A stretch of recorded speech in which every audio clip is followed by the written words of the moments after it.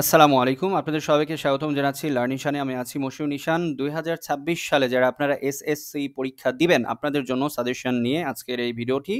এইখানে আমি আপনাদেরকে সিন প্যাসেজ এবং আনসিন প্যাসেজের উপরে সাজেশন দিব এবং আরো একটি কথা ক্লিয়ার করে নিই, এই সাজেশনটা আপনারা যারা জেনারেল ভাবে পরীক্ষা দিবেন তাদের জন্য এবং যারা মাদ্রাসা বোর্ডের আন্ডারে পরীক্ষা দিচ্ছেন তাদের জন্য কিন্তু এই সাজেশনটা কার্যকর হবে।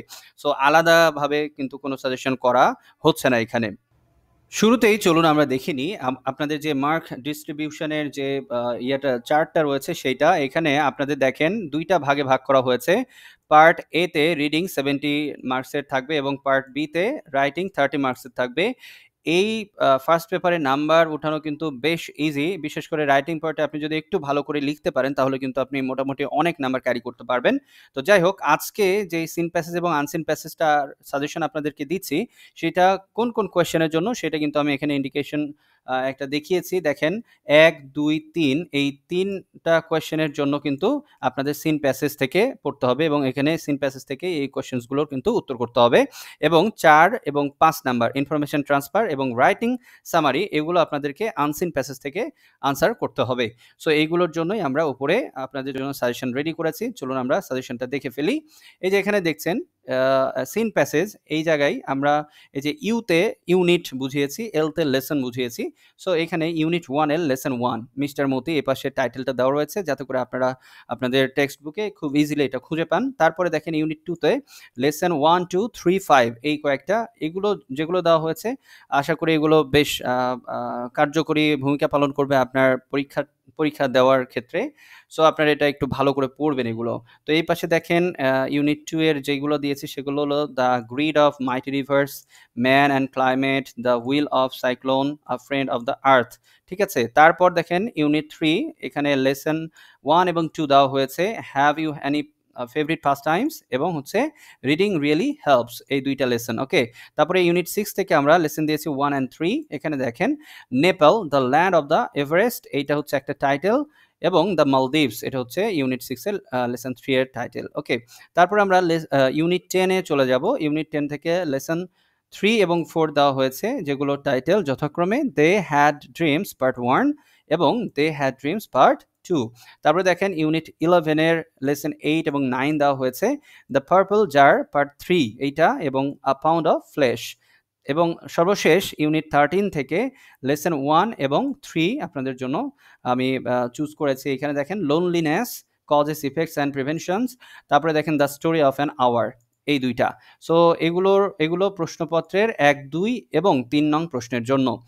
আর এই পাশে দেখেন আমি আনসিন প্যাসেজগুলো আপনাদের জন্য দিয়েছি। এই যে John Milton, Stephen Hawking, Abraham Lincoln, Rabindranath Thakur, Kazi Nazrul Islam, Neil Armstrong, Jibanananda Das, captain Mohiuddin Jahangir, তারপর Albert Einstein, Humayun Ahmed, Charles Babbage, William Wordsworth, তারপরে টাইটানিক এবং ইউরি গ্যাগরিন।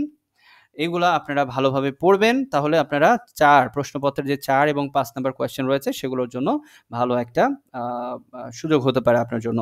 সো আরও একবার মনে করিয়ে দিই, সাজেশন মানেই এখান থেকে 100% কমন পাবেন এবং সেটা নিয়ে আপনি দেখা যাচ্ছে যে খুবই ভালো একটা রেজাল্ট করে ফেলতেছেন, এরকম কিন্তু কিছু নয়, এটা ভাবাটা উচিত নয়। তবে সাজেশন খুব ভেবে দেন, যেগুলো ইম্পর্টেন্ট সেটা বাছাই করার পরেই কিন্তু দেওয়া হয়। তারপরও বলা হয় যে এটার উপরে একদম ডিপেন্ডেন্ট হওয়া উচিত নয়। তাহলে কি জন্য আমরা এটা পড়বো? এইটা পড়বো এই জন্য যাতে করে এখান থেকে একটা মানে বুঝতে পারি ইম্পর্টেন্স গুলো, যে এই লেসন এই ইউনিটের বা এই প্যাসেজগুলো ইম্পর্টেন্ট, সেটাতে একটু জোর দিয়ে পড়লে, একটু খুঁটিনাটি বিষয়গুলো ভালোভাবে পড়লে তাতে আমার জ্ঞান বৃদ্ধি হবে এবং পরীক্ষাতে আমি খুব ভালো করতে পারবো, অন্যদের চেয়ে একটু এগিয়ে যাব এই জন্য। সো সবাই আমার সাথে যুক্ত থাকবেন, অবশ্যই কমেন্টে জানাবেন আপনাদের কেমন লাগছে এবং এইটার পরবর্তীতে হয়তো আমি আরও একটা সাজেশন দিব, সেটা হচ্ছে রাইটিং পার্টের ওপরে, পার্ট বি। এবং 8 এবং 9 নাম্বার যে কোয়েশ্চেনটা আপনাদের রয়েছে, কবিতা থেকে যে 5টা লিখতে হয় 8টা দেওয়া থাকবে এবং গল্প থেকে 8টা প্রশ্ন দেওয়া থাকবে, 5টা লিখতে হবে। এখানে 10, 10, 20 মার্ক কিন্তু এই দুইটা আইটেমে। এটা নিয়েও হয়তো আলোচনা করতে পারি, যদি আপনারা চান, প্রয়োজন হয় সেক্ষেত্রে জানাতে পারেন, ইনশাল্লাহ আমি চেষ্টা করব। আর এই নিচের পার্ট বি রাইটিং পার্ট নিয়ে অবশ্যই আমি খুব শীঘ্রই আবার সাজেশন দিব আপনাদেরকে। সো সবাই আমার সাথে থাকবেন। আর সবসময় চেষ্টা করবেন ভালোভাবে পড়াশোনা করার। আপনাদের এখন যদি ভালোভাবে না পড়েন তাহলে ভবিষ্যতে কিন্তু আপনাকে অনেক বেশি হীনমন্যতায় বা হতাশায় ভুগতে হতে পারে।